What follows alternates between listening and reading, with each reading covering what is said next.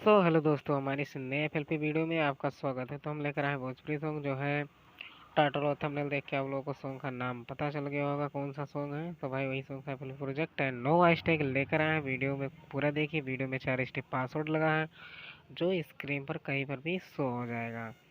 तो आप ईयरफोन का यूज़ करिए और चलिए आप लोगों को सुना देते हैं कि हमारा सॉन्ग कैसे रिमिक्स किए हैं। हम सुन लीजिए। और बीच बीच में वाइब्रेशन का यूज़ किए हैं, देख ही सकते हो। और ढोल के पैटर्न में रिमिक्स किए हैं। ये देख लो, बहुत अच्छा रिमिक्स किए हैं अपने हिसाब से। बाकी आप सुनकर बताइएगा कि हमारा रिमिक्स कैसा बना है। तो चलिए सुन लीजिए, ईयरफोन लगा लीजिए प्लीज़। चलिए स्टार्ट करते हैं। DJ, DJ, DJ, DJ, DJ, DJ, Sono, Sono, Sono, Sono, Sono, Sono, Sono, Music, Music, Music,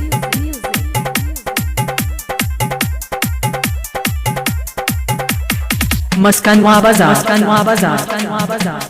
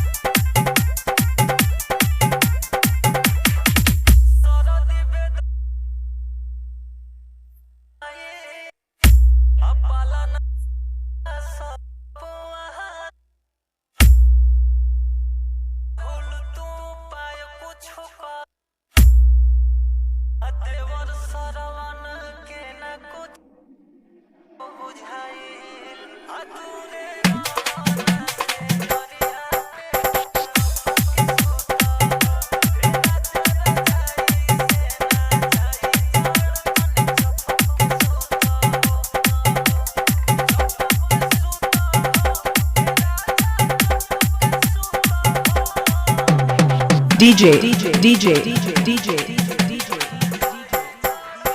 Sono, Sono, Sono, Sono, Sono, Sono,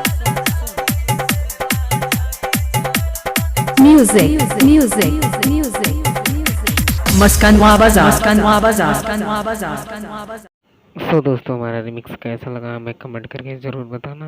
और जो पासवर्ड तो आप लोग को मिल गया होगा, तो डाउनलोड कर लीजिए। नो हैशटैग और एफएलपी में सेम पासवर्ड है। और हमारा रिमिक्स कैसा बना हमें कमेंट करके ज़रूर बताना। और भाई हमारे इस नए चैनल पर नए विजिट किए होंगे, प्लीज़ चैनल को सब्सक्राइब कर लीजिए। और ऐसे हम पहले प्रोजेक्ट एंड नो हैशटैग लोग लाते ही रहते हैं। तो चलिए मिलते हैं नेक्स्ट वीडियो में, तब तक के लिए नमस्कार दोस्तों।